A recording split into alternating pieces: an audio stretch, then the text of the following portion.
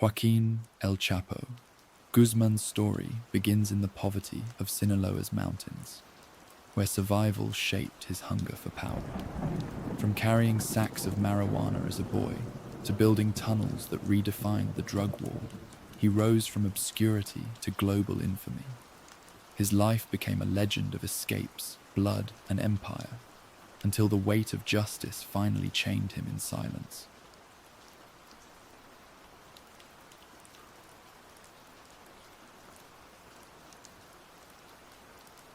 As the story begins, tell us where you're listening from and what time it is. If you enjoy the story, like the video and subscribe to support the channel. In January of 2017, a cold wind off the East River swept down the canyons of Lower Manhattan, rattling through barricades set outside the Brooklyn Federal Courthouse. Inside, the fluorescent light was unkind, sterile, flattening every line of Joaquin Guzman's face. He shuffled forward in silence, wrists bound in heavy steel, the weight of the cuffs pulling at the sleeves of his plain blue jail shirt. For decades, his name had been whispered with awe and dread across Mexico and far beyond. He had been El Chapo, the lord of the tunnels, the king who once commanded billions, a man whose orders had shifted the course of wars between cartels and nations. But here, in this courtroom, he was only another defendant standing small before the bench. The smell of floor polish and stale coffee clung to the air. Outside, camera shutters cracked like gunfire, recording the moment the United States had waited for. El Chapo extradited to the US, ran the stark headline in the New York Times, January 20th, 2017. The paper ink still wet as vendors shouted at commuters rushing into subway tunnels beneath the courthouse steps. At the heart of the room, silence pressed in. His dark eyes darted only once toward the gallery before falling back to the floor. Once, he had been untouchable, his reach extending from mountain villages to Wall Street banks, his word enough to spark massacres or spare lives. Now, every breath was counted by guards flanking his shoulders, their uniforms stiff, their movements precise. One guard wore a cheap drugstore cologne that lingered faintly, mixing with the dry scent of winter coats in the crowded chamber. It was a reminder that even the most feared man in Mexico could be reduced to the ordinary. Another prisoner, another case number. Attorney General Loretta Lynch had declared just hours before, "The world is better off without him free," 2017. A sharp sentence echoed by news anchors across the globe as his transfer plane touched down at MacArthur Airport on Long Island under armed escort. Beyond the courthouse walls, the city of New York bristled with its own layers of power. Police sirens cut through the distance. The rumble of the subway beneath Cadman Plaza marked the rhythm of urban life moving on, indifferent to the man inside. Yet within the underworld, the moment was seismic. For more than a quarter century, Guzman had been the most hunted trafficker alive, his empire reaching into Chicago, Los Angeles, Madrid, and beyond. His tunnels had reshaped the mechanics of the border war, pushing narcotics through invisible arteries beneath deserts and streets. His legacy was written in both blood and ingenuity. A veteran DEA agent in the courtroom lobby whispered to a colleague, "This is bigger than Escobar. This is history walking in chains." DEA Field Notes, 2017. The remark carried the weight of decades spent chasing shadows of the Sinaloa cartel, the most resilient syndicate of them all. The micro details mattered. Guzman's shoes, black prison-issue slip-ons, squeaked faintly against the waxed floor as he was guided toward the defense table. They were far from the crocodile leather boots he once wore at ranch parties in Sinaloa, where narco-corrido bands sang his praises deep into the night. Those boots had been symbols of command. These rubber soles symbolized surrender. He did not speak, not even when the clerk read the charges. Conspiracy, trafficking, murder. He stared forward, expression unreadable, as though he still carried in his mind the endless mountain trails of Badiraguato where his story began. In that silence, the contradictions of his life sharpened. The poor boy who became a billionaire, the fugitive who controlled a state, the prisoner who once ruled armies. Midway through the proceedings, a brief recess allowed him a sip of water. He lifted the paper cup with slow, deliberate care, plastic crinkle loud in the hushed room. It was a small, fragile act for a man who had once orchestrated the digging of a mile-long escape tunnel with electric light and a motorcycle on rails. The guards shifted again, eyes sweeping the room for threats that never came. Across the East River in Manhattan, journalists banged out copy on newsroom typewriters. old machines still clattering in some corners despite the digital age. Their words painted him as both monster and myth, a figure whose very name had become shorthand for the violence that bled Mexico white during the drug wars of the early 21st century. As the judge called the court back to order, Guzmán's lawyer leaned close, whispering quickly. The trafficker's jaw tightened, his lips barely moving as he murmured something in return. One reporter later claimed he said, "Soy un hombre sencillo, no un demonio." I am a simple man, not a demon. Alleged courtside remark, 2017. Whether true or not, the phrase captured the paradox that haunted every image of him. Was he a humble peasant shaped by poverty, or a calculating tyrant whose empire left mass graves in its wake? The United States government made its position clear, building a case that framed him as a uniquely dangerous figure, whose removal was a matter of national security. As the session closed, the marshals moved quickly, their boots clicking sharply in unison, guiding him back toward the steel door at the rear of the chamber. Outside, reporters shouted questions into the cold January air. The evening news would soon carry his image across the world. A short, aging man with thinning hair, swallowed by an ill-fitting shirt, dwarfed by the armored men surrounding him. The crowd on the steps felt the echo of history. Escobar had fallen in Medellin, and now Chapo had fallen in Brooklyn. Yet in Sinaloa, his legend still burned. Stories of his escapes and cunning passed from one villager to another, even as his body was escorted into the machinery of American justice. The door closed behind him with a metallic thud, heavy and final. For a moment, the hallway was still except for the faint buzz of fluorescent lights overhead. It was a sound without grandeur, a sound of bureaucracy rather than empire, of institutions stronger than men. The man once called the Lord of the Tunnels now disappeared down a corridor lined with beige walls and armed guards, his footsteps muffled by cheap linoleum. And as the cameras outside captured the last flash of his transfer van pulling away under sirens, the question hung heavy in the winter air. How had a boy born in the mountains of Sinaloa climbed to such power, only to end here, in shackles? The story, like the man himself, tunneled backward through time, waiting to be unearthed from the dust and blood of his past. La Tuna, Sinaloa, 1957. The mountains rose like jagged walls, their slopes patched with corn and wild poppies that bled red against the green. In that remote village, where the air smelled of earth and wood smoke, and the nights were broken only by the chirp of crickets and the occasional crack of a distant rifle, a boy named Chapo Guzmán first opened his eyes. Life in the Sierra Madre was unforgiving, its beauty masking a relentless poverty that gnawed at every family. Hunger shaped childhoods more than education, and the nearest school was often a 2-hour walk along dusty trails. By the time Joaquin could carry a basket, he was already selling oranges and candy in nearby hamlets, his small hands sticky with sugar, his bare feet toughened against the rocky ground. A neighbor once recalled that he was always chasing coins, never still. Local testimony, 1965. A boy restless in a place where most learned only to endure. The Sierra was no ordinary countryside. For decades, its steep ravines had sheltered fields of marijuana and opium poppies, crops planted in secret clearings and guarded by men who carried rifles slung casually over their shoulders. By the 1960s, the so-called French Connection had collapsed in Europe. An American demand for heroin and marijuana increasingly turned to Mexico. In Badiraguato, the very soil had been pressed into service for that trade. To outsiders, it was crime. To locals, it was sustenance. In Sinaloa, drugs were not a business. They were survival, wrote journalist Anabel Hernandez in Los Señores del Narco, 2010. For Joaquin, survival meant watching his father, a subsistence farmer who also tapped the illicit harvest, stumble home smelling of sweat and alcohol, belt in hand. According to family accounts, the elder Guzmán's anger often fell on his children, beatings that hardened the boy into silence and endurance. His mother, Maria Consuelo, tried to soften the blows of life, patching clothes and coaxing beans from the soil, but the burden was heavy. By adolescence, Joaquin's shoulders had bent not under textbooks, but under sacks of marijuana he carried down the mountain for small-time traffickers. The smell of resin clung to his skin long after the bundles were delivered. Each trip carried risk. Federal police sweeps were intensifying, and by 1970, headlines in El Informador warned, "Operativos en la Sierra de Sinaloa, cientos de plantíos destruidos." Soldiers burned fields and arrested campesinos. But for every plot destroyed, another was planted deeper in the hills. In this cycle of eradication and replanting, young men like Joaquin learned two lessons. Authority was an enemy, and the trade was unbreakable. At the midpoint of his teenage years, he began to imagine something beyond subsistence, beyond his father's poverty. Ambition flickered alongside necessity.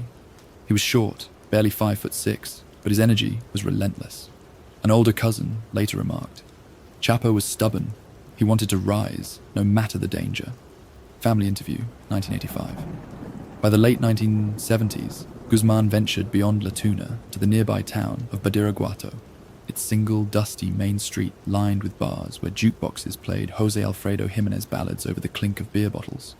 Here he saw another world, men in pressed shirts, driving pickup trucks bought with drug profits, handing out cigarettes from shiny packs of Rullies, treating the women at cantinas with careless generosity. The contrast with his own hunger was stark. Each weekend trip into town revealed a hierarchy built not on education or politics, but on who controlled the crops, the smuggling routes, and the cash. For a boy from the Sierra, the message was clear. Power lay in the narco economy, not in the hands of distant officials in Mexico City. Midway along the road to Culiacan, whispers carried of Miguel Ángel Félix Gallardo, the so-called godfather of Guadalajara, who was knitting together the scattered traffickers into something resembling a cartel. Guzmán absorbed these stories like scripture, noting the names, the networks, the opportunities. A vivid memory lingered from these years. Joaquin, standing in a poppy field at dusk, the sweet, acrid smell rising from the scored pods as his uncle demonstrated how to bleed them for opium paste. The boy's fingers trembled as he tried to mimic the cuts, the sticky resin clinging like tar. He looked at his hands as though they belonged to someone else. But inside, a spark lit. A recognition that this trade, for all its risk, was a path out of obscurity. The micro detail of that moment, the crude tin can used to collect the sap, dented and blackened from years of use, seared into memory. It was the beginning of a skill that would later bankroll empires. Geographically, La Tuna sat in the heart of the Golden Triangle, the tri-state region of Sinaloa, Durango, and Chihuahua that for decades supplied the world's narcotics. This region was remote, mountainous, and largely lawless. The federal government's presence was fleeting, its soldiers more feared than trusted, often accused of brutality against villagers while leaving the real traffickers untouched. To live here was to live under a code of silence, where loyalty was measured not in words but in obedience. Guzmán learned early that speaking too much could cost you your life, and that trust was a currency more valuable than pesos. As the 1970s closed, the boy who had once hawked oranges by the roadside had hardened into a young man with calloused hands and sharp instincts. He was not yet powerful, not yet the figure who would one day rank on Forbes's billionaires list. But he was determined. His contradictions were clear, even then. Filial to his mother, violent in defense of his pride, at once a product of poverty and an architect of ambition. He moved with other young traffickers, carrying bundles by mule, dodging patrols, learning routes through canyons where the sound of cicadas drowned out the approach of helicopters. The smell of burned fields lingered in the valley air after raids, yet the crops always returned. As night fell on the Sierra, radios crackled with ranchera music, voices drifting across valleys where families huddled in small adobe houses. In that setting, Joaquin Guzmán shaped himself. He was still only a shadow in the underworld, one among many campesino boys, carrying loads under the moonlight. But the Sierra Madre had already carved his future into him. Poverty had been his teacher, violence his inheritance, ambition his only map. And as the night deepened, with the smell of resin and wood smoke heavy in the air, the boy from La Tuna walked the rugged trails once more, his feet finding the same rocky paths he would one day leave behind forever, but never escape within himself. Guadalajara, late 1970s. The city pulsed with new money, neon-lit cantinas, and the scent of gasoline rising from endless lines of Volkswagen Beetles rattling down Avenida Velata. Beneath this surface of modernization, a shadow empire was taking shape, and into it stepped a young Joaquin Guzmán, short in stature but determined to carve out space in a world where survival depended on obedience and ruthlessness. The humid air clung to his shirt as he waited in the back rooms of the Guadalajara cartel, listening to jukeboxes in nearby bars churn out Vicente Fernandez's Vulva, Vulva, the soundtrack of an era where narcotics dollars built fortunes and erased boundaries. He had left behind the hunger of La Tuna, but he carried the Sierra's lessons inside him. move fast, stay quiet, and never show weakness. At the center of this orbit was Miguel Ángel Félix Gallardo, El Padrino, the Godfather, an ex-federal police officer whose elegance in suits and soft-spoken manner disguised the iron control he exerted over Mexico's drug trade. Guzmán, barely in his 20s, became one of many foot soldiers, learning that every plane, every shipment, every bribe formed part of a machinery bigger than any man. His role was small at first, overseeing cargo from rural airstrips in Chihuahua and Sinaloa, ensuring the marijuana and cocaine packed into hidden compartments made it onto flights bound for Tijuana and onward to the United States. But in those long nights at makeshift runways lit by car headlights, the smell of aviation fuel burning in the air, Guzmán developed a reputation. Associates remembered him as relentless, barking orders to laborers to reload bales until exhaustion. One pilot recalled, "He was short, yes, but he commanded like a general." Pilot testimony, 1983. By the early 1980s, Guzmán was already called El Chapo, Shorty, a nickname born from his 5'6" frame, but soon carried with fear. His reputation grew not from charm, but efficiency. If a truck broke down, he found another. If a shipment was delayed, he demanded men work through the night. If rivals threatened delivery, bodies were left in ditches as warnings. A DEA cable in 1987 described him as a rising enforcer with an uncanny ability to move product. DEA files, 1987. For Guzmán, logistics became the language of power. He understood that in the narcotics world, timeliness equaled trust, and trust equaled survival. He wore scuffed cowboy boots rather than polished shoes, a micro detail noted by an associate because he valued function over appearance. Unlike Gallardo, who cultivated the air of a businessman, Guzmán leaned into the dirt and the dust of the trade.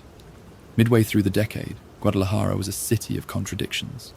Universities teaching modern economics, Catholic parades winding past colonial churches, and in the shadows, cartel meetings in luxury homes with armed men at the gates. Along Avenida Americas, traffickers dined openly, their laughter rising above the clatter of silverware while federal police looked the other way. For Guzmán, each of these nights reinforced the lesson that money could dissolve law. He sat at the edges of Gallardo's gatherings, observing not only the mechanics of bribery, but also the geography of alliances stretching from Colombia's Medellin cartel to distribution hubs in Los Angeles and Chicago. He learned that trafficking was not only about drugs, but about building invisible bridges, political, economic, and military, that spanned borders. The vivid moment that defined his apprenticeship came one sweltering night at a clandestine airstrip outside Culiacan. A shipment of Colombian cocaine had arrived late, and Gallardo's lieutenants were tense. Guzmán took command, directing laborers to repack crates, barking orders while sweat streamed down his face. When one man hesitated, he allegedly pulled a pistol and threatened, "If the load doesn't move tonight, neither do you." Associate testimony, 1984. The shipment left on time, and Guzmán's name spread through the organization as someone who ensured results no matter the cost. He was not yet a boss, but already feared. As the decade wore on, the Guadalajara cartel reached its zenith, controlling nearly all narcotics flowing into the United States. But shadows lengthened. In 1985, the murder of DEA agent Enrique Kiki Camarena in Guadalajara shattered the illusion of impunity. The Mexican press erupted, headlines screaming, "Agente de la DEA asesinado en Mexico." Excelsior, 1985. For US authorities, the cartel had crossed a line. Pressure mounted, and Gallardo's empire began to fracture under raids, arrests, and international scrutiny. Law enforcement intensified its gaze on every lieutenant, every smuggler. Guzmán, by then a trusted operator, understood that the walls were closing in. By 1989, Miguel Ángel Félix Gallardo was arrested in Guadalajara.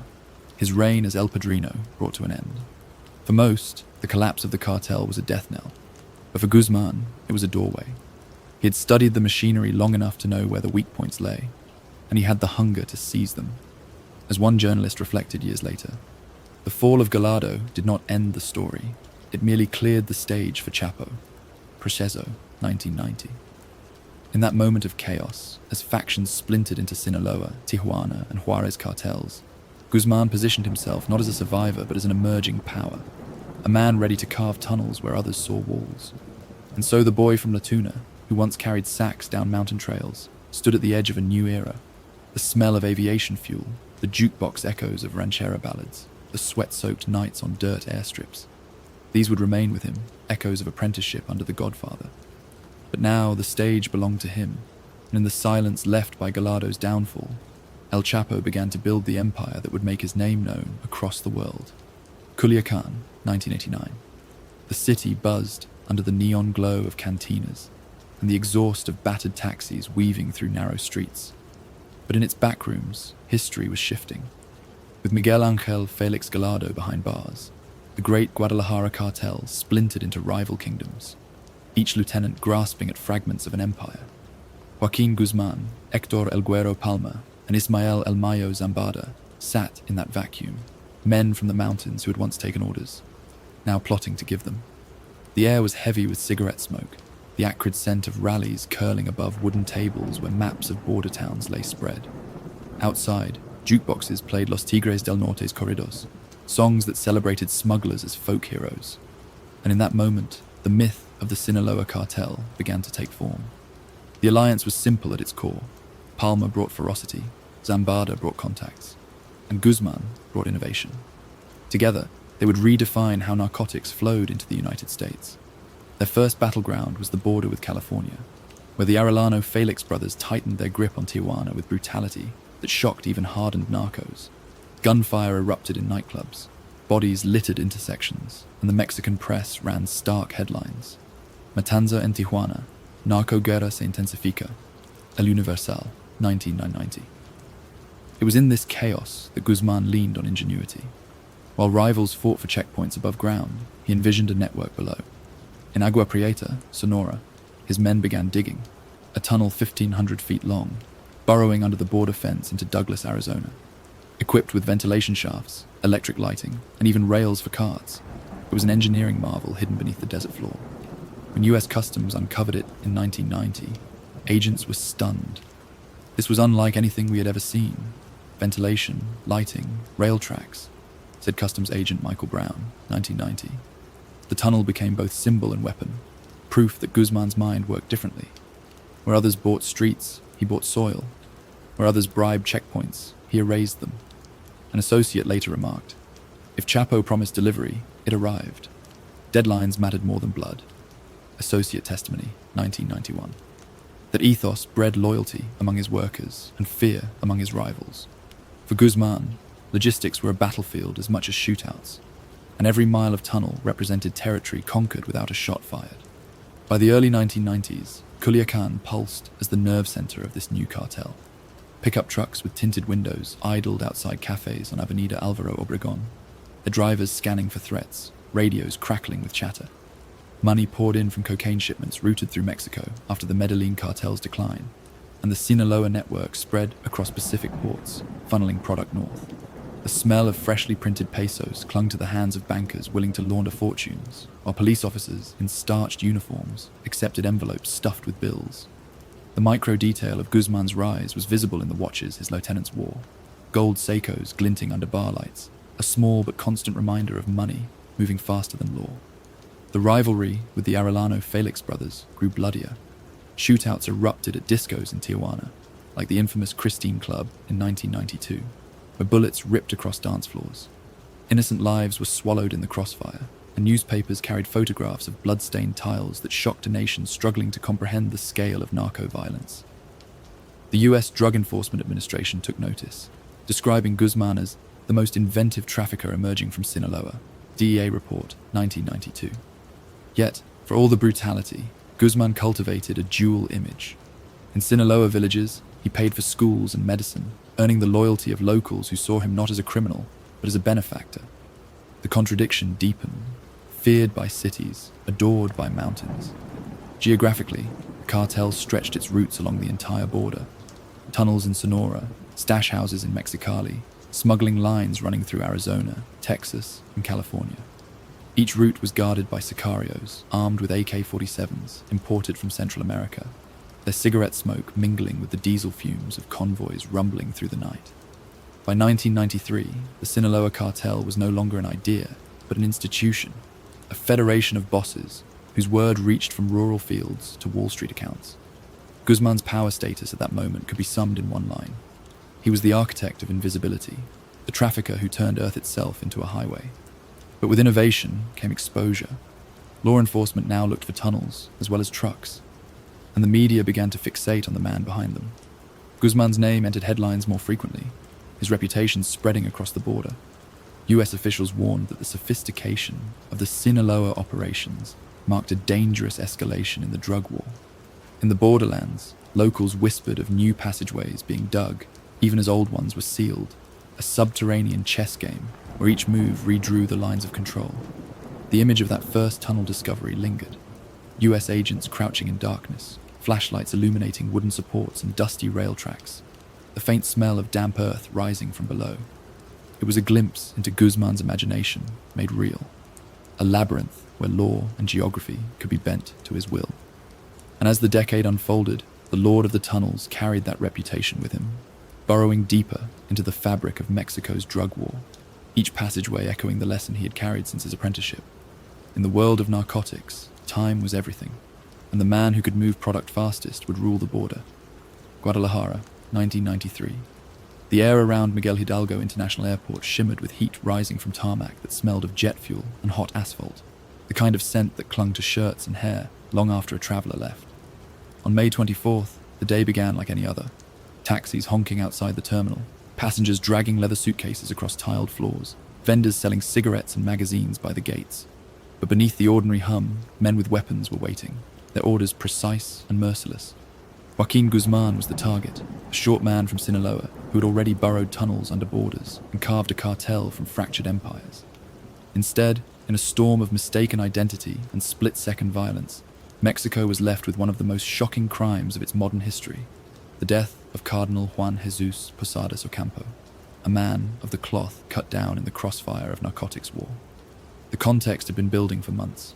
The Sinaloa cartel's feud with the Arellano Felix brothers of Tijuana had reached a fever pitch, assassins chasing each other through the boulevards of border cities and spilling blood in discos and restaurants. Guzman, constantly on the move, relied on a convoy of vehicles to shield him from ambush. On that May afternoon, his caravan arrived at Guadalajara's airport, just as Cardinal Posadas Ocampo, dressed in his black cassock and Roman collar, stepped from a white Grand Marquis sedan. The airport was busy, the sound of loudspeakers announcing departures blending with the distant music of a jukebox in the cafeteria, playing Luis Miguel's Hasta que me olvides, a popular song of the time. In seconds, the calm shattered. Gunfire cracked across the parking lot, echoing against concrete walls, glass windows shattering as bystanders screamed. The Cardinal was hit 14 times, his body collapsing against the door of his car. Blood streaked the white paint, a vivid image burned into the eyes of witnesses. Newspapers the next morning screamed the headline, Asesinan al Cardenal, Narcotráfico en el Aeropuerto. El Universal, May 25, 1993. To a devout nation, the symbolism was unbearable. A man of God gunned down, not in secret, but in broad daylight, his cassock torn by bullets intended for a drug trafficker. The government could not ignore what had happened.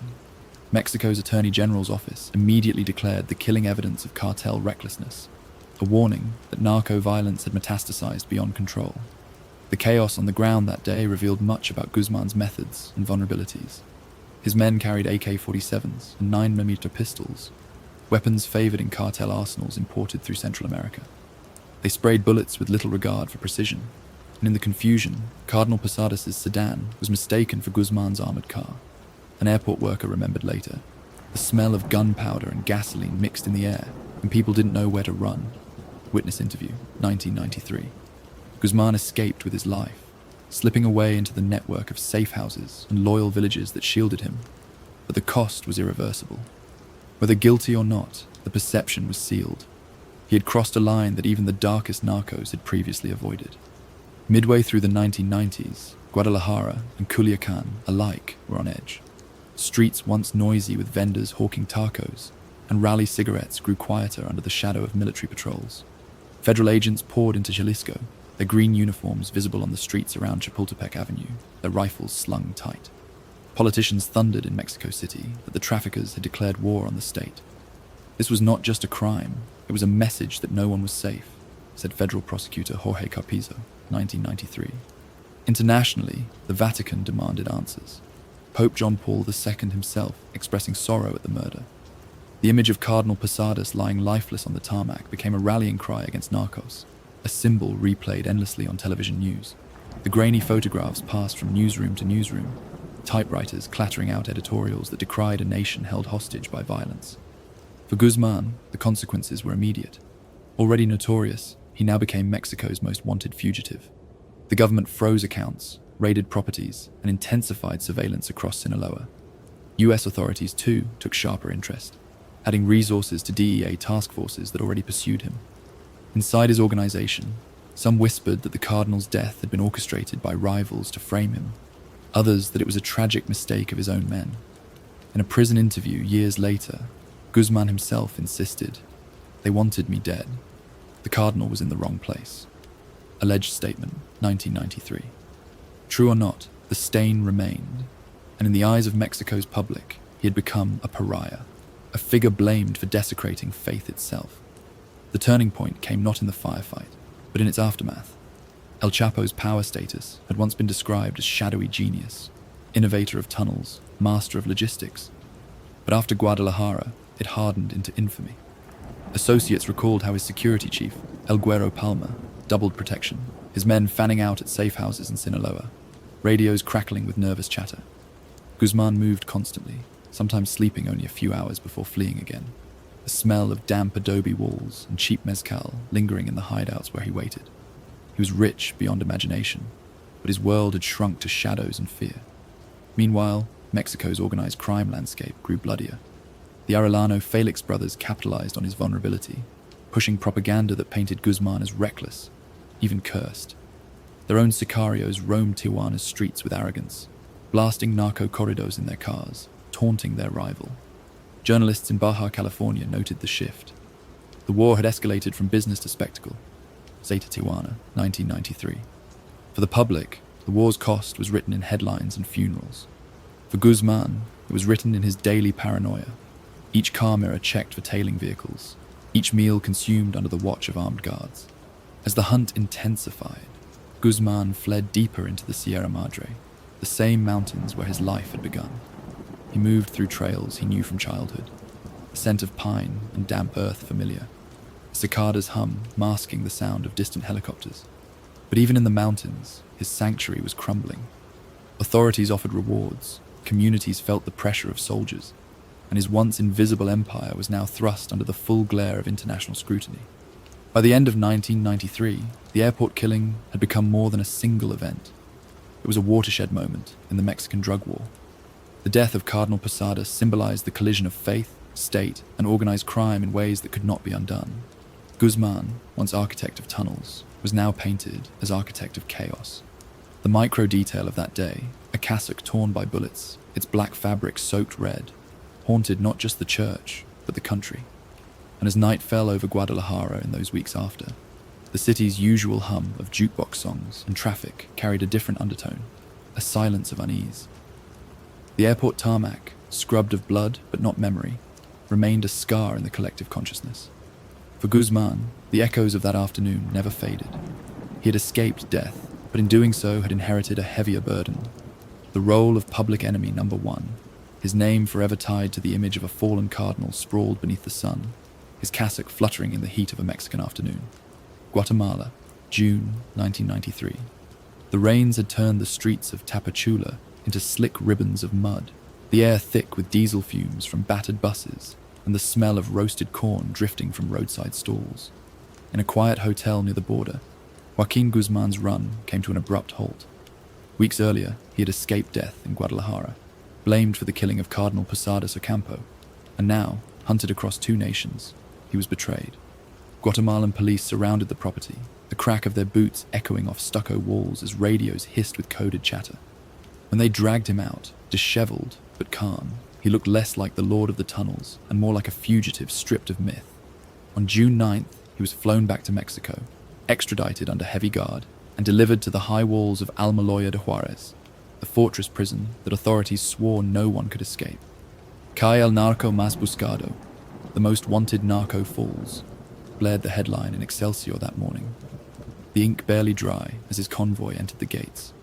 Almoloya, later known as Altiplano, was a place designed to suffocate hope. Cells were concrete boxes, the corridors echoing with the clang of steel doors and the heavy stench of disinfectant. Yet Guzmán quickly bent the system.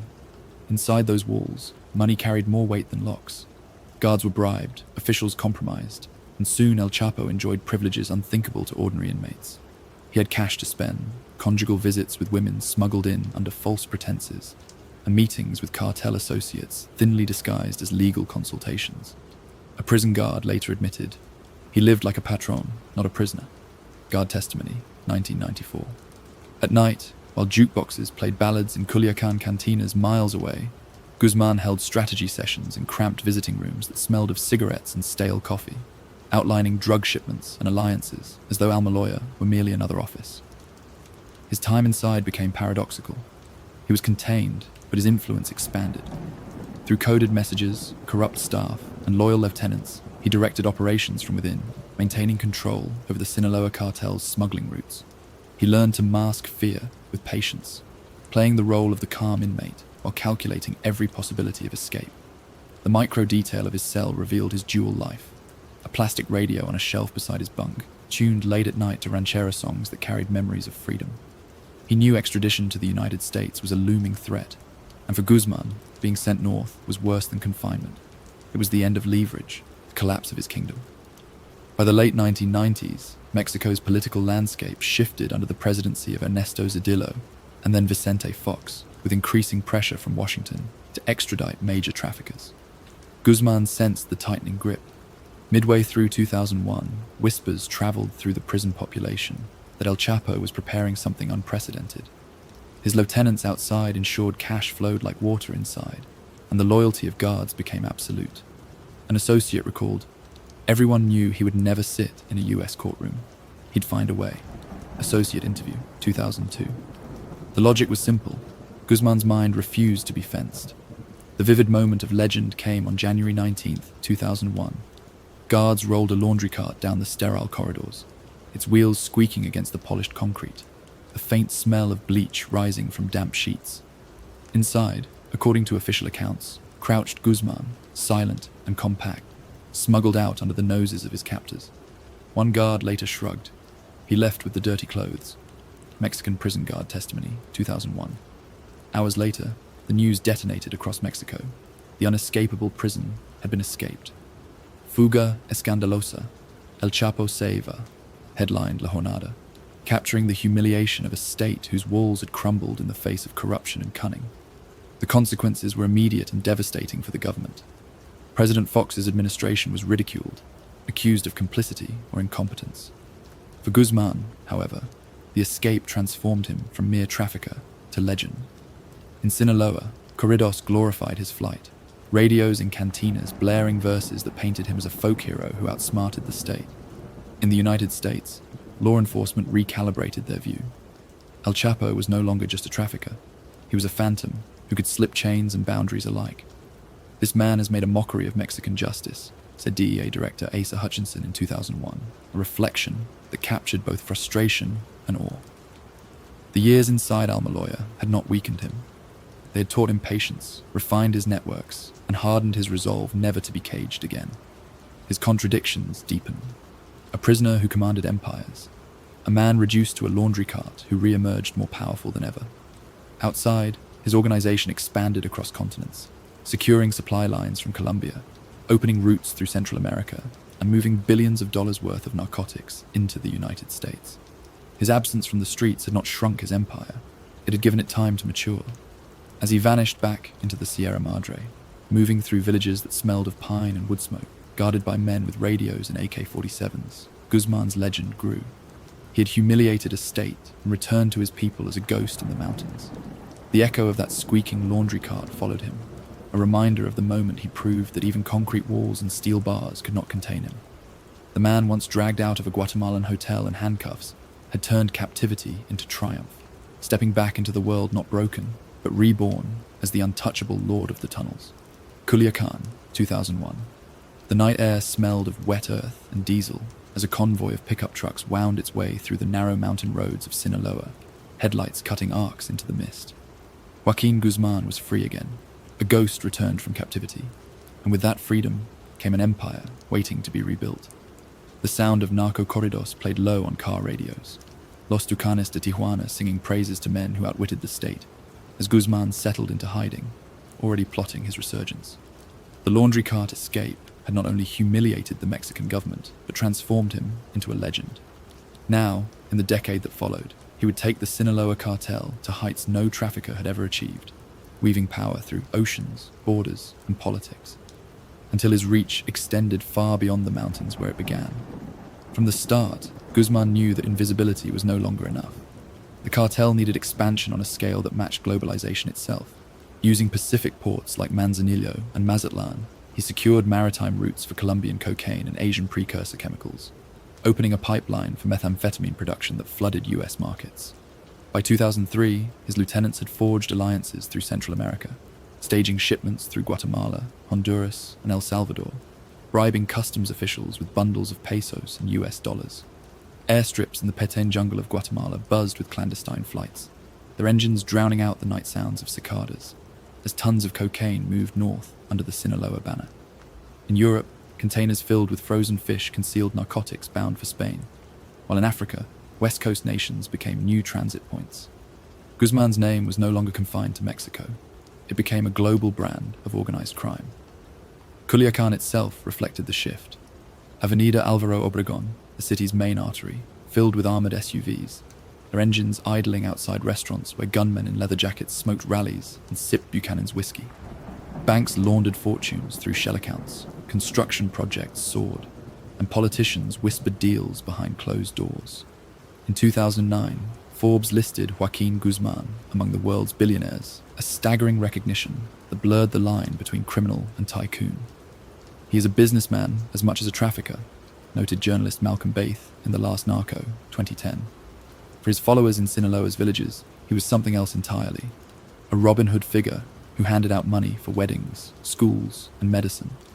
To rivals and victims, he was a butcher who left fields of bodies as reminders of his will. By the mid-2000s, violence erupted into a new dimension. The Gulf Cartel's former military wing, Los Zetas, had broken away, unleashing paramilitary tactics across northern Mexico. The Juarez cartel battled for control of border crossings in Chihuahua, while remnants of the Arellano Felix organization fought to maintain their hold in Tijuana. In this maelstrom, the Sinaloa cartel under Guzmán became both predator and survivor. His strategy was relentless expansion, seizing plazas abandoned by weaker foes. Ciudad Juarez, once ruled by Amado Carrillo Fuentes, became a battlefield where the sound of gunfire rattled daily across Avenida López Mateos, and headlines screamed, "Ola de homicidios en Juárez, cientos de muertos." El Diario de Juárez, 2008. Bodies hung from bridges, messages scrawled on cardboard sheets, entire families slaughtered. In the midst of this war, Guzmán's inner circle revealed his contradictions. Ismael El Mayo Zambada, older and more cautious, preferred negotiation, while Guzmán thrived on risk and spectacle. Héctor El Güero Palma, once his closest ally, had been captured and extradited, leaving Chapo's authority to consolidate further. His bodyguard, known as El Cholo, shadowed him constantly, a quiet figure who carried a gold-plated pistol as both weapon and symbol. Associates recalled that Guzmán, despite immense power, still carried the nervous habit of glancing into mirrors, always scanning for betrayal. One lieutenant later remarked, he could control routes across continents, but he never controlled his own paranoia. Associate testimony, 2009. Geographically, his dominions stretched from the deserts of Sonora to the jungles of Chiapas, across the Rio Bravo into Texas, Arizona, and California. In Chicago, the DEA identified Sinaloa as the dominant supplier of narcotics by 2005, with distribution cells operating like corporate branches. The city's police superintendent at the time declared, "El Chapo is the most powerful drug trafficker of all time." DEA report, 2010. The reach was staggering, yet each mile of expansion demanded rivers of blood. The cartel wars of this decade claimed tens of thousands of lives, a national trauma that scarred Mexico with mass graves and silence. The micro-detail of Guzmán's life during these golden years revealed the contradiction at the heart of his reign. In one safe house outside Culiacán, agents later found a kitchen stocked with fine wines beside ordinary clay camales used to heat tortillas. He lived between worlds, luxury and rustic simplicity, wealth and fugitive caution. When meeting allies, he often wore simple button-down shirts from local markets, blending humility with menace. His mindset was anchored in one obsession: growth. To him, every port, every mountain trail, every border crossing was a piece in a chess game played against governments and rivals alike. Midway through this decade, narco corridos immortalized him, their lyrics echoing through jukeboxes in roadside bars across Sinaloa. Songs like El Jefe de Jefes celebrated his cunning, and young men toasted his name with tequila shots. Yet in Mexico City, journalists wrote scathing editorials, their newsroom typewriters hammering late into the night. El narco es el verdadero poder en Mexico. Proceso, 2006. Law enforcement's frustration mounted as arrests of lieutenants did little to slow the flood of narcotics. Guzmán seemed untouchable, a figure both everywhere and nowhere. By 2010, the Sinaloa cartel stood as the world's largest narcotics syndicate, moving billions of dollars through a labyrinth of tunnels, cargo ships, and financial fronts. Guzmán's power status at this moment could be captured in one stark truth. He was no longer just a trafficker. He was a sovereign without a state, ruling through fear, wealth, and invisibility. But with notoriety came scrutiny. International media fixed on his image, depicting him as both a cunning strategist and a savage warlord. In Sinaloa's hills, mothers still whispered gratitude for his aid, while in Juarez, families buried their dead, cursing his name. As night settled over Culiacán, the streets alive with the smell of grilled carne asada and the sound of accordion riffs spilling from cantinas, Guzmán sat hidden in mountain safe houses, radios buzzing with reports from every corner of his empire. He had survived betrayal, prison, and war, and now commanded a cartel that spanned oceans. But even in his strongest years, shadows lingered. He lived surrounded by guards, his movements limited, his paranoia unending. The legend of his power was undeniable, but so too was the cost. And as the narco corrido melodies drifted into the Sierra Madre, blending with the hum of crickets and the distant bark of dogs, one truth remained constant. The empire he built from tunnels and blood had made him a myth to some, a monster to others, and a man who could never again step freely into the light. Nuevo Laredo, 2004. The border city hummed with the clamor of diesel trucks waiting in endless lines to cross into Texas, their exhaust thick in the air, horns blaring as impatient drivers smoked rallies and cursed the delays. Beneath this ordinary trade, a new war erupted. Joaquin Guzmán's Sinaloa cartel, hungry to control the lucrative corridor into the United States, collided with Los Zetas, former Mexican Special Forces soldiers turned mercenaries for the Gulf cartel. The Zetas brought military precision, night vision goggles, and armored vehicles into the conflict, turning towns into war zones where the sound of church bells at dusk was drowned by the staccato of automatic rifles. For Guzmán, the tunnels and bribes that had once defined his empire were no longer enough. This was not logistics. It was survival, fought block by block, bridge by bridge, against an enemy trained to kill like an army. The violence escalated with shocking speed. By 2005, Nuevo Laredo's streets were littered with shell casings, and headlines screamed, "Balacheras aterrorizan la frontera, El Norte, 2005. Bodies hung from pedestrian bridges, naked and mutilated, as warnings scrawled on cardboard sheets fluttered in the wind. Guzmán's sicarios retaliated in kind, torching safe houses, leaving corpses stuffed in car trunks. A federal police commander later admitted, "The violence was unprecedented. They fought like armies," 2011. At night, families locked themselves indoors, listening as convoys of SUVs roared past. Windows tinted, music blasting narco corridos that celebrated the brutality. For the first time, the drug war felt less like crime and more like civil war. Midway through the decade, the conflict spread from Nuevo Laredo to Reynosa and Monterrey, industrial cities where skyscrapers rose above avenues lined with shopping malls and nightclubs. In Monterrey, the smell of grilled carne asada and spilled beer mixed with cordite as shootouts erupted near Plaza Fiesta San Agustin. University students ducked under tables as grenades exploded outside discos, their glass facades shattering into the night.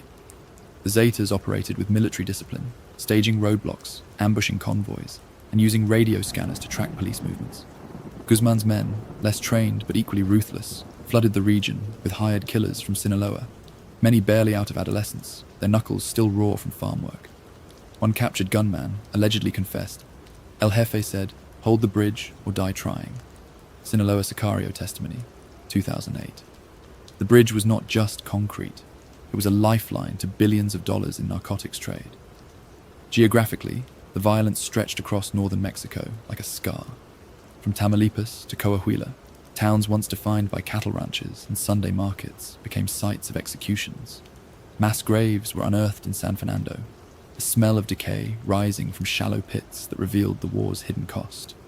Mexican newspapers published photographs that seared into public memory, blindfolded bodies lined up in ditches, soldiers standing grim-faced beside them.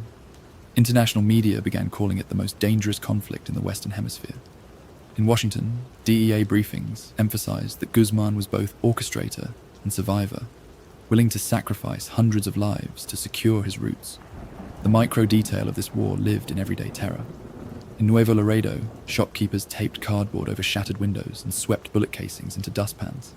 Mothers clutched rosaries, their whispers mixing with the hum of ceiling fans as they prayed for sons conscripted by one side or the other. In Reynosa, taxis were commandeered by sicarios, their vinyl seats slick with sweat as drivers were forced to ferry killers through ambush zones. These fragments of daily life showed that the war was not only about Guzmán and the Zetas, it was about a nation torn open, its ordinary rhythms drowned in gunfire. By 2010, the Sinaloa Zeta conflict merged with Mexico's broader drug war. President Felipe Calderón had declared a militarized campaign against cartels in 2006, deploying tens of thousands of soldiers across the country. Yet the army's presence often made battles bloodier, as Zetas fought soldiers and Guzmán's men alike. The streets of Ciudad Mier in Tamaulipas fell silent, its population fleeing en masse after firefights left homes riddled with bullet holes. Journalists became targets. In Reynosa and Matamoros, newspapers left blank spaces where cartel violence should have been reported, editors too afraid to print the truth. For Guzmán, this was the bloodiest chapter of his reign. His power status in these years was paradoxical, never larger in territory, never higher in profit, yet built on rivers of blood. He directed his forces from hiding, slipping through the Sierra Madre, guarded by men with radios crackling and AR-15s across their laps. Associates remembered his mood during these years as cold and detached. To him, bodies were just the cost of business, one former lieutenant told Proceso in 2012. His ambition had outgrown the logistics genius of tunnels and bribes. It now demanded wars fought like campaigns, entire cities reduced to chess pieces in his struggle for dominance. The war with the Zetas left scars that Mexico still bears. By 2012, tens of thousands had died, families disappeared, and landscapes once known for their beauty became synonymous with terror. Yet for Guzmán, the outcome was clear. The Sinaloa cartel maintained control of critical corridors into Texas, while the Zetas, though formidable, fractured under pressure from both rivals and the state. But the price was a generation lost, children growing up with the smell of gunpowder as common as the scent of tortillas on family stoves. As night fell over Nuevo Laredo, the rumble of northbound trucks continued, engines idling under the sodium glow of border lights. The air still smelled of exhaust and dust, but beneath it lingered another scent, faint but unforgettable, the gunpowder of battles that had raged in the streets. Guzmán had won his corridor, but victory came soaked in blood, his empire written across bridges draped with bodies, mass graves hidden in the soil, and the silence of towns emptied by fear. In that silence, one truth echoed like the shots that had started it all. Power had been preserved, but at the cost of a nation's soul. Mazatlan, 2014. The Pacific breeze carried the smell of salt and fried shrimp tacos across the Malecon, where tourists in sandals strolled past beach vendors hawking sunglasses and cheap cigars. But inside a high-rise condominium near Avenida del Mar, a decade-long manhunt was about to reach its end. Joaquin Guzmán had been a fugitive for 13 years, slipping through tunnels, ranch hideouts, and mountain trails, always one step ahead of soldiers and DEA agents. On the night of February 22nd, he lay in a modest suite, its tiled floors still damp from ocean humidity, unaware that the ring of silence around him was about to collapse. The music from a nearby cantina drifted faintly through the open balcony, accordion riffs of a narco corrido praising the very man now asleep. The operation was the result of months of surveillance. Mexican Marines, guided by US intelligence, had traced Guzmán through intercepted calls, safe houses in Culiacan, and even secret passageways under bathtubs that led to sewers. In one raid weeks earlier, they had missed him by minutes, his toothbrush still wet in a sink. Now, in Mazatlan, there would be no escape. At dawn, Marines in black uniforms swarmed the condominium, their boots pounding stairwells as radios crackled with clipped commands. They burst through the door, weapons raised, and found the most wanted trafficker in the world unarmed, groggy, and cornered. He was cornered like a rat, a Mexican Navy admiral recalled, 2014. No shots were fired. After decades of bloodshed, the capture was almost anticlimactic. A legend undone not in a firefight, but in silence.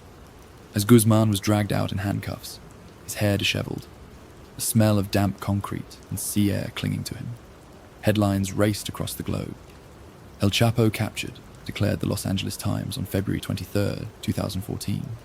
The story dominating front pages from Mexico City to Madrid. In the streets of Mazatlan, locals gathered near cordons, some cheering, others whispering in disbelief that the man who had ruled Sinaloa from the shadows could be taken so quietly. His bodyguard, still loyal, glared at cameras as Marines shoved him into a vehicle, his silence the only protest he could offer. For President Enrique Peña Nieto's government, it was a political triumph, broadcast on television as proof that the state, once humiliated by Guzmán's escapes, had finally regained control. Yet inside the man himself, contradictions churned. He had built tunnels beneath deserts and borders, bribed governors and generals, and orchestrated wars against rivals like the Zetas. Now he sat shackled, the press camera's flashes reflecting off his pale skin, every image stripping away the aura of untouchability. Associates later recalled his calm demeanor that morning, noting he barely spoke. One lieutenant allegedly whispered, "El Jefe said it's not over. It's never over." Associate testimony, 2014. It was both defiance and prophecy, because Guzmán understood that myths did not die with handcuffs. In the villages of Sinaloa, where Corridos praised him as a benefactor, the capture was framed not as defeat, but as another chapter in a saga. Midway through that day, helicopters roared above Mazatlan, carrying him toward Culiacán and eventually to Mexico City. Below, the streets were alive with the ordinary, vendors selling newspapers with his face splashed across the front, the scent of tortillas warming on comoles, the chatter of schoolchildren. For them, the story of El Chapo was no longer whispered. It was shouted in bold headlines. International journalists crowded press rooms, typewriters clicking, laptops glowing, their dispatches painting him as both folk hero and blood-stained villain. The DEA issued a statement declaring him the most significant capture in decades, reinforcing his global notoriety. For Guzmán, the irony was cruel. The man who once commanded armies of sicarios and billions in revenue was reduced to chains and a plain prison uniform. His power status could be summed in one line. He was no longer the invisible sovereign of Sinaloa, but a caged prize of the Mexican state. And yet, beneath the humiliation, lay a flicker of inevitability. He had escaped before, and in his mind, walls were only temporary. A prison was another obstacle, not an end. That evening, as he was transferred under heavy guard to Altiplano prison, the smell of disinfectant and iron bars replaced the salt air of Mazatlan. The corridors echoed with the clang of gates closing, each sound stripping him further from the world he had ruled. In the villages of Badiraguato, radios played narco corridos in his honor, voices rising with accordions and guitars, painting him as a man wronged by fate, not defeated by it. And so the capture, hailed as a definitive victory, became instead a pause in a larger story. Guzmán's legend did not shrink with his shackles. It grew, fueled by the whispers of escape and the certainty that the man who had once vanished through tunnels could vanish again. As the cell door closed on him, the memory of that Mazatlan morning lingered. The faint music drifting from a cantina, the sea breeze carrying the smell of shrimp and salt, and the quiet inevitability in his eyes that this was not the end but another beginning. Altiplano, State of Mexico, 2015. The maximum security prison sat surrounded by flat plains and watchtowers, its concrete walls rising against the horizon like a grey fortress. Inside, the air smelled of disinfectant and damp stone, a place designed to erase individuality. Yet behind one door, in cell 20, the most famous prisoner in Mexico paced, his mind restless, his future uncertain. Joaquin Guzmán had been caged here since his capture in Mazatlan, watched by cameras and guards meant to ensure the state never suffered another humiliation. But the myth of El Chapo was already at work beneath their feet, burrowing through earth in silence. On the night of July 11, 2015, that myth broke through the surface. The surveillance footage would later be replayed across the world. Guzmán walking back and forth in his cell, pausing at the small shower stall, bending down and then vanishing. No alarms sounded. No guards intervened. For minutes, the screen showed only the hum of fluorescent light, the emptiness more damning than violence. What investigators discovered was staggering. A tunnel nearly a mile long, carved directly beneath the prison, had been dug with industrial precision. It was tall enough for a man to walk upright, outfitted with lighting, ventilation, and a motorcycle mounted on rails to speed the escape, a feat of engineering masked by the ordinary trickle of water in a prison shower. "This is a mockery of justice," declared Senator Alejandro Encinas, his voice echoing outrage in the days after, 2015. At the midpoint of his journey through that tunnel, the air was thick with the smell of freshly cut earth and gasoline from the small motorcycle engine that had ferried him along the track. The sound of dripping water mixed with the faint hum of generators powering the lights overhead. In his silence, Guzmán must have felt the familiarity of tunnels that had defined his career. The same hidden passageways that once carried drugs under the US border, now carrying him back to freedom.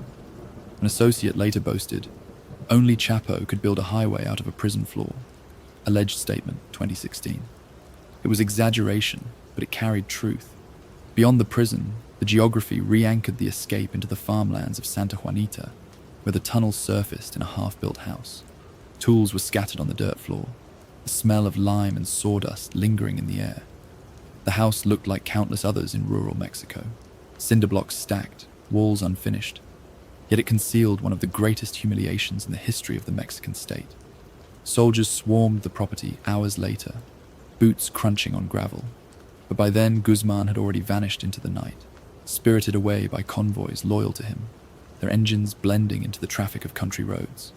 For ordinary Mexicans, the escape confirmed what many already believed, that money and power mattered more than bars or laws. Newspapers carried the fury in bold headlines. Fuga histórica, Chapo humilla al Estado. El Universal, July 12, 2015. Ataco stands in Culiacán.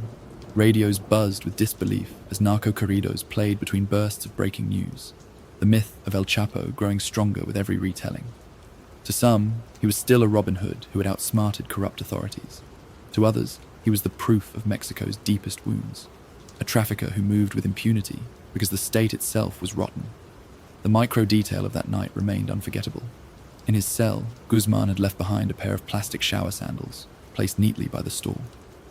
That small touch became symbolic, a reminder that while guards watched the screen, the man they guarded simply stepped into the ground and disappeared. It revealed not only the scale of planning, but also the audacity of his mind. A man who saw barriers as invitations. His power status after the escape could be summed in one line. He was no longer just untouchable, he was unstoppable. Yet the contradictions within him deepened. Guzmán's freedom came at the cost of exposing his vulnerability. He could outdig walls and outspend governments, but he could never live without fear.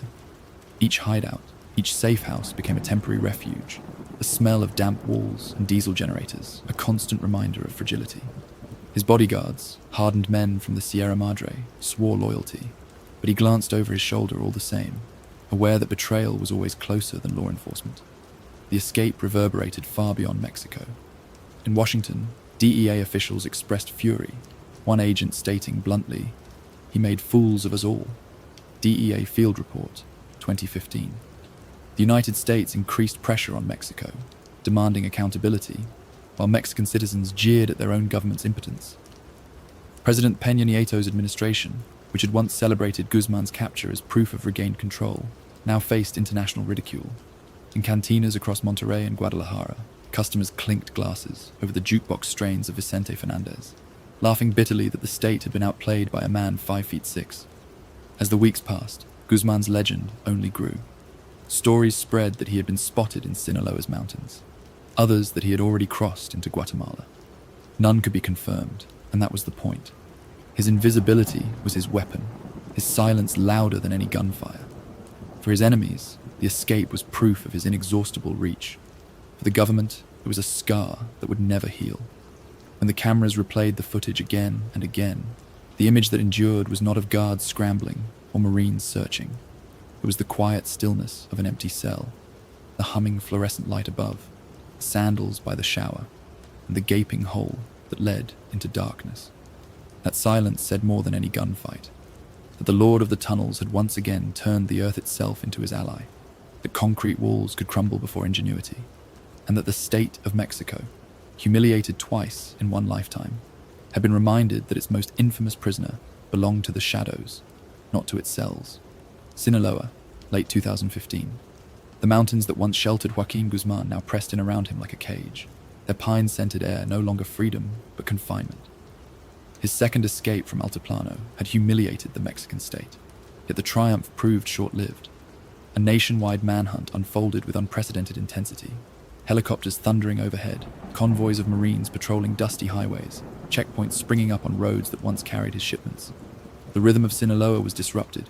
Buses idled under the scrutiny of soldiers, village radios buzzed with rumors, and locals whispered of El Chapo's whereabouts in tones that mixed awe with fear. The scent of wood smoke lingered in mountain hamlets, but behind shuttered doors, people knew the net was tightening. Guzman, once the invisible sovereign, was now weakened, desperate, and prone to mistakes. One mistake was a matter of vanity. In October 2015, Guzman reached out to Mexican actress Kate del Castillo, whose portrayal of drug lords in popular telenovelas fascinated him. Through her, he agreed to meet American actor Sean Penn for a secret interview intended for Rolling Stone. The rendezvous was cloaked in melodrama, El Chapo offering his own narrative to the world, presenting himself not as a butcher but as a misunderstood businessman. In the mountains, the meeting unfolded with the smell of carne asada on outdoor grills and the faint strains of norteño music drifting from a nearby ranch house. For Guzman, it was a chance to shape his legacy. For authorities, it was the clue they needed. Intelligence operatives traced contacts, monitored phones, and pieced together fragments until the trail pointed to Los Mochis, a coastal city in northern Sinaloa, far from the security of his mountain strongholds. By January 2016, the hunt converged. In the early hours of January 8th, Mexican Marines launched an operation in Los Mochis, storming a modest house on Rio Humaya Street. Inside, Guzman's men were caught off guard. The clash was fierce and brief. Grenades thrown, rifles rattling against concrete walls, the air filling with gunpowder and plaster dust. Neighbors later described the terror, the acrid smoke that crept through windows, and the screams of children pulled to the floor by panicked parents. The house shook like an earthquake, one resident told El Debate, 2016.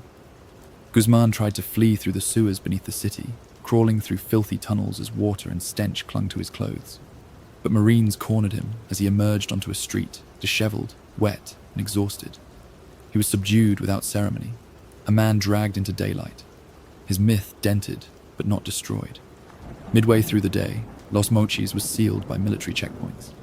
Avenida Gabriel Leyva, usually filled with buses and the chatter of market stalls, fell silent under the rumble of armored vehicles.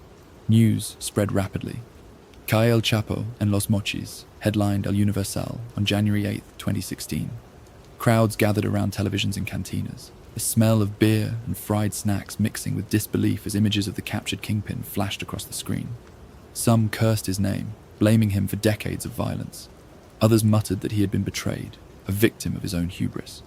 A Mexican Marine later admitted, "We knew this was the moment. There could be no third escape." Marine interview, 2016. In Mexico City, President Enrique Peña Nieto announced the success with a triumphant tweet. "Mission accomplished, we got him." Twitter, Jan 8, 2016. For the government, it was redemption after the humiliation of 2015. For Guzman, it was the bitter confirmation that his era was closing. Associates later said he appeared resigned, no longer furious or defiant, but weary. One bodyguard recalled, "El Jefe just sighed. He knew the mountains couldn't save him anymore." Bodyguard testimony, 2016. The man who once built tunnels under deserts and walls now found himself ensnared in the very city streets he had tried to avoid. As night fell over Los Mochis, the city's ordinary sounds, radios playing Julian Alvarez, dogs barking in distant yards, returned to fill the silence left by gunfire. But the memory lingered. Bullet holes and stucco walls, a smell of smoke clinging to the air, and the knowledge that the most infamous fugitive of the century had been pulled from sewers and shackled once more. His power status could be summed in one line: still feared, still famous, but no longer free. The final hunt ended not with his myth intact, but with his body drenched in sewage and sweat, dragged into a van under blinding cameras. And as the convoy sped him away, sirens echoing across the darkened streets, the people of Mexico watched history repeat itself. El Chapo once again captured, but this time, as many believed, with no tunnel left to dig. Brooklyn, January 2017. The icy wind cut through the borough as black SUVs swept across the Brooklyn Bridge, their engines low and relentless. Inside, Joaquin Guzmán sat shackled, his eyes hidden beneath the dim interior lights. His body wrapped in a plain prison uniform that smelled faintly of antiseptic and stale fabric. Hours earlier, he had been flown out of Ciudad Juarez under the cover of night, extradited to the United States on the eve of Donald Trump's inauguration. For years, he had humiliated the Mexican state, vanishing through tunnels and bribing his way past walls. But now he was bound for the Eastern District of New York, one of the most secure federal courts in America.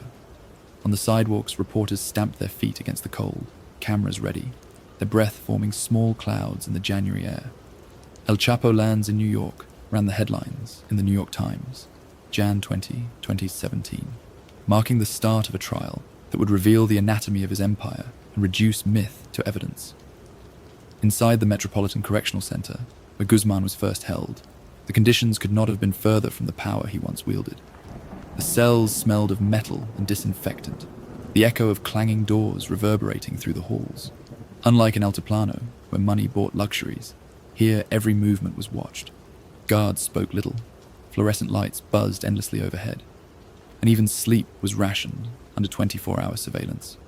Yet Guzmán's expression betrayed little. Associates later said he had always prepared for this possibility, remarking, "If it comes, it comes. I can face anything but silence." Associate testimony, 2017. That silence, however, would stretch across 2 long years of trial, a courtroom drama unlike any in modern organized crime history. The trial opened in November 2018 in the Thurgood Marshall U.S. Courthouse on Cadman Plaza. The marble floors of the lobby gleamed under harsh lighting, filled with the scent of winter coats dampened by snow, while upstairs in courtroom 8D, history unfolded.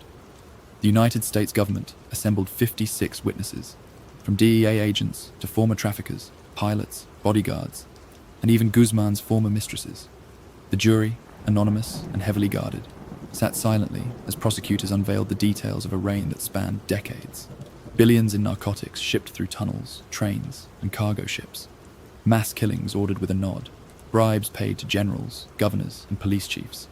The scale of corruption was breathtaking. Prosecutor Andrea Goldberg declared in her opening, "The evidence was overwhelming. The myth ended in this courtroom." 2019. For Guzmán, every detail was both exposure and erosion, his legend dismantled by testimony after testimony. Midway through the proceedings, the courtroom heard the voice of Guzmán himself. Wiretaps played aloud, his orders delivered in clipped Spanish over encrypted radios. The sound was chilling, casual discussions of shipments and killings delivered with the same ease as ordering dinner. One former partner, Jesus El Rey Zambada, brother of Ismael El Mayo, described paying multi-million-dollar bribes to officials in Mexico City. Another witness, Damaso López Núñez, once Guzmán's trusted lieutenant, painted vivid scenes of executions and betrayals. "He trusted no one, not even me," López testified, 2018. The micro detail of one session captured the contrast. Guzmán sat at the defense table scribbling notes with a yellow pencil, his shackled ankles hidden beneath a dark suit, while former allies dismantled his life piece by piece from the witness stand. Outside, Brooklyn buzzed with the spectacle.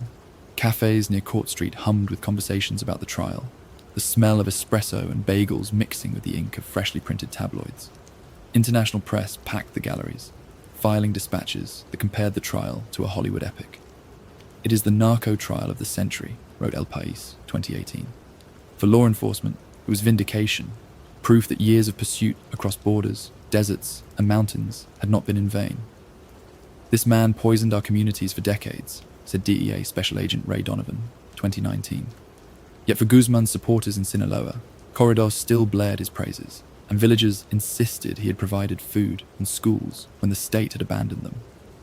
By early 2019, as the trial neared its conclusion, the weight of testimony crushed whatever doubts remained.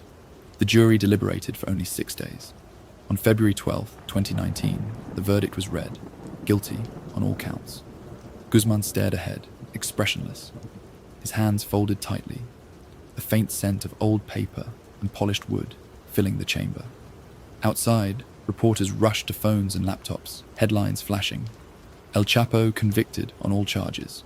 Los Angeles Times, Feb 12, 2019. He was sentenced to life plus 30 years, ordered to forfeit $12.6 billion in assets, a sum that staggered even those familiar with his empire. For Guzmán, the journey from kingpin to prisoner was complete. His power status could now be summed in one line. He was no longer the lord of the tunnels, only an inmate with no tunnels left to dig. Associates whispered that he muttered to himself after sentencing, "Soy un hombre acabado." I am a finished man, alleged remark, 2019. Yet even in defeat, his contradictions lingered. To some, he remained a folk hero betrayed by corrupt politicians. To others, the very embodiment of Mexico's narco-violence. The closing echo of the trial lay not only in the verdict, but in the imagery it left behind. Guzmán, once ferried through the deserts in armored convoys, now transported in shackles under the neon glare of Times Square billboards flashing his downfall. The sound of narco corridos drifted faintly from radios in Culiacan. But in Brooklyn, the only sound was the shuffle of jurors' feet exiting the chamber. And as the cell door slammed on him in the United States, the silence that followed was absolute. The same silence he had once said he feared most. This time, it would be permanent. Florence, Colorado, 2019. The winter wind swept across the high desert plains, carrying with it the dry scent of dust and sage. Rising from the barren landscape was a fortress of steel and stone. ADX Florence, the Alcatraz of the Rockies, a place built to bury men alive without killing them. Here, in a cell scarcely larger than a bathroom, Joaquin Guzmán began a new existence. The walls were painted pale grey. The air smelled faintly of bleach and steel, and light filtered through a small slit of a window, illuminating nothing but silence. 23 hours of each day were spent in that cage. Meals slid through a narrow slot, human contact reduced to the muffled voices of guards. For a man who had once commanded armies and empires, the reduction to this stillness was absolute. The sound of fluorescent buzz replaced the roar of helicopters and convoys. The shuffle of shackled feet replaced the echo of gunfire. But while his body was contained, his shadow was not. In Sinaloa, the cartel endured, Hydra-like, with new heads emerging to replace the fallen. His sons, Ivan Archivaldo, Jesus Alfredo, Joaquin Jr., and Ovidio, collectively known as Los Chapitos, stepped into the void alongside the enduring figure of Ismael El Mayo Zambada, the elder strategist who had never spent a night in prison. Together, they held the reins of an organization that stretched from Culiacan to Chicago, from Pacific ports to European markets. Where Guzmán had built tunnels, his heirs moved into fentanyl, the synthetic opioid that swept across the United States, its potency measured not by kilos, but by milligrams. Cutting off the head does not kill the snake, said Mexican security analyst Alejandro Hope in 2020, capturing the reality that Guzmán's conviction had not ended the cartel, only transformed its face. Midway through 2020, Mexico revealed its own paradox. In Culiacan, the capital of Sinaloa, the streets still bore the imprint of Guzmán's legacy. On October 17, 2019, just months after his life sentence, the city was engulfed in violence when Mexican forces attempted to capture Ovidio Guzmán. Convoys of gunmen, armed with .50 caliber rifles and mounted machine guns, flooded the streets, their engines roaring, the acrid smell of burned rubber and gunpowder filling the air. Residents watched from shuttered windows as the city turned into a battlefield. Soldiers, outnumbered and surrounded, were ordered to release Ovidio rather than risk mass civilian casualties. The episode, known as the Culiacanazo, revealed the cartel's enduring power. Newspapers screamed, "El Estado se rinde," El Universal, October 18, 2019. For the people of Sinaloa, the message was clear. El Chapo was gone, but his shadow still ruled. Culturally, Guzmán's image seeped deeper into the fabric of Mexico. Narco corridos praising his exploits played on jukeboxes in roadside bars, accordion riffs echoing over the clink of beer bottles. Songs like Joaquin Guzmán by Los Tucanes de Tijuana painted him as both outlaw and folk hero, while streaming platforms produced entire television series dramatizing his life. In Badiraguato, his birthplace, stories circulated of villagers still visiting shrines where candles burned beneath his portrait, offerings left like those given to saints. A woman interviewed in 2021 told Proceso, "We pray to him because he cared for us more than the government ever did." Yet for families mourning sons lost to cartel wars, or parents burying children felled by fentanyl overdoses in American suburbs, his name was not legend, but curse. Inside ADX Florence, Guzmán lived a paradoxical twilight. His power status could be summed in one line: physically erased, spiritually multiplied. He received no visitors beyond tightly monitored attorneys, and his wife, Emma Coronel Aispuro, before her own arrest in 2021 on charges of drug trafficking and conspiracy. In his cell, micro details defined his world: a steel bunk bolted to the wall, a concrete desk where he could write letters, the faint smell of institutional food reheated in plastic trays. He was allowed 1 hour in a small cage for exercise, staring at the sky through chain link and razor wire. The man who once surveyed mountains and oceans now measured horizons in inches. Geographically, the violence Guzmán helped unleash continued to spread. In northern Mexico, mass graves were still unearthed, their silence broken by the scrape of shovels and the sobs of relatives. In the United States, fentanyl overdoses rose sharply, the Centers for Disease Control reporting more than 70,000 deaths in 2021 alone. DEA officials declared Sinaloa and Jalisco cartels the principal suppliers, their reach stronger than ever. Chapo may be in a box, but his network still breathes, said a former DEA official in 2022. The irony was stark. The man in solitary confinement remained a presence on both sides of the border, his absence shaping policy, his story feeding both fear and fascination. By 2023, Los Chapitos found themselves in open confrontation with the US government. Sanctions, indictments, and extradition requests piled up. Yet their operations adapted, shifting laboratories deeper into mountains, moving shipments through clandestine Pacific ports. Guzmán's legacy lived not only in blood, but in ingenuity. Tunnels of one era replaced by fentanyl pipelines of another. In Sinaloa, locals still spoke of him in the present tense, as though prison could not sever identity. Children grew up singing corridos in schoolyards, while graffiti in Culiacán read, "Chapo vive, Chapo lives." Yet within ADX Florence, the myth and the man diverged irreparably. The myth expanded: songs, series, whispered prayers, while the man shrank to routines dictated by guards. Each night ended with the same ritual: lights dimmed but never fully dark, silence broken only by the faint hum of ventilation.